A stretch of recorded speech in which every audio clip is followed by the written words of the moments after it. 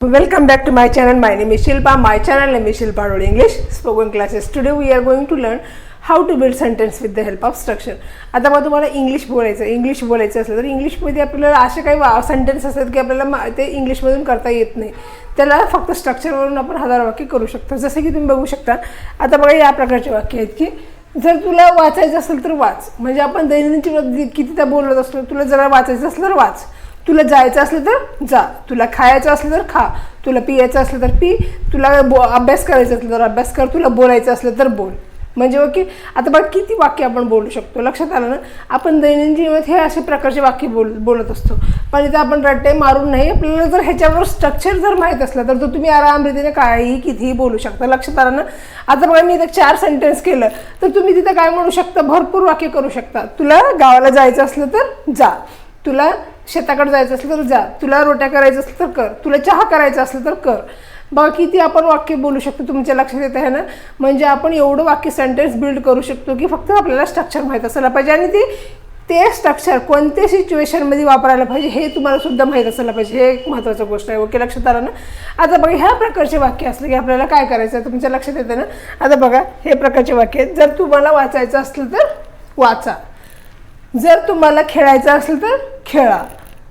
जर तुम्हाला गिटार वाजवायचं असेल तर वाजवा. जर तुम्हाला माझ्यावर विश्वास ठेवायचा असेल तर ठेवा. म्हणजे आपण असे सुद्धा काही बोलू शकतो. म्हणजे तुम्हाला माझ्यावर विश्वास असेल तर ठेवा. विश्वास ठेवायचा असेल तर ठेवा. असं म्हणून आपण काही तिथं बोलू शकतो. बघा अशा प्रकारचे वाक्य आहेत. ह्या प्रकारच्या वाक्याला आपण स्ट्रक्चर कोणतं वापरायला पाहिजे तुम्हाला लक्षात आलं पाहिजे. If you want. आता मग तुम्हाला जर हे व्हिडिओ आवडत असेल तर प्लीज लाईक शेअर सबस्क्राईब आणि कमेंट करायला विसरू नका. आता बघा if you want to you can. You can. आता बघ हे काय झालं. If you want to you can. You can म्हणजे डॅशमध्ये काय भरू शकतो आपण जिथं आपण जे काम करतो ते. लक्षात आलं ना. इथं काय तुम्हाला वाचायचं असलं तर वाचा. म्हणजे हे क्रिया झाली. हे खेळायचं. हे गिटार वाजवणे. विश्वास ठेवणे. मग आता असे वर्ड्स इथं ठेवायचं आपल्याला. लक्षात आलं ना. आता बघा एकदम हे कसं स्ट्रक्चर एकदम सिम्पल आहे पण खूप म्हणजे उपयोगी आहे. लक्षात आलं ना. आपण भरपूर असे काही गोष्टी बोलत असतो. ओके. आता बघा जर तुम्हाला वाचायचं असलं तर वाचा. इफ यू वांट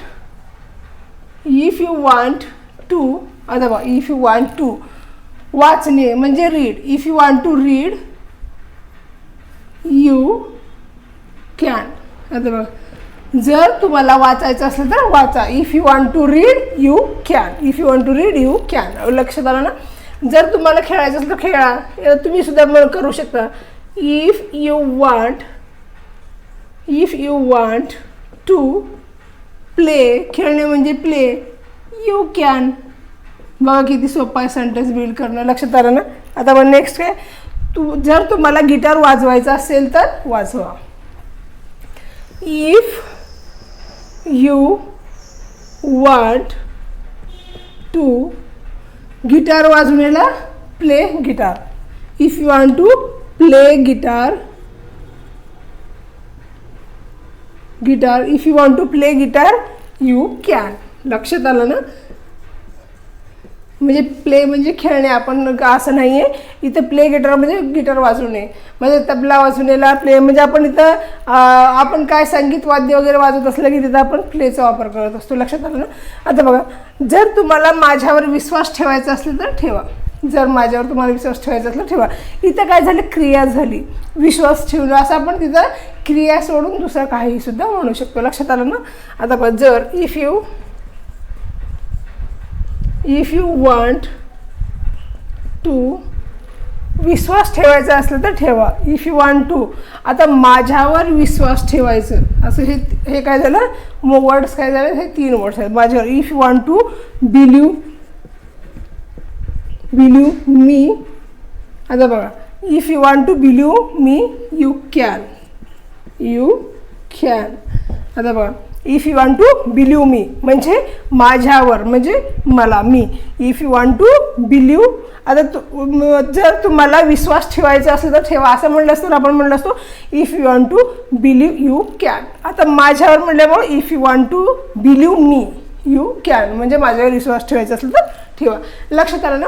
अशा प्रकारचे वाक्य तुम्हाला लक्षात आलं ना तर तुम्ही डोळे झाकून हजारो वाक्य करू शकता आणि तिथे इंग्लिशमध्ये सुद्धा तुम्ही बोलू शकता. जसे की तुमची दैनंदिन जीवनामध्ये तुम्ही काही बोलू शकता. तुला तिथं जायचं असलं तर जा, तिला खायचं असलं तर खा, असं आपण. तर बघा ह्याच्या कमेंट सेक्शनमध्ये एक वाक्य देते ते करून दाखवा. तुम्हाला जर हे व्हिडिओ आवडत असेल तर प्लीज लाईक, शेअर आणि सबस्क्राईब करायला विसरू नका. जर तुम्हाला चहा किंवा जर तुला चहा करायचा असलं तर करा.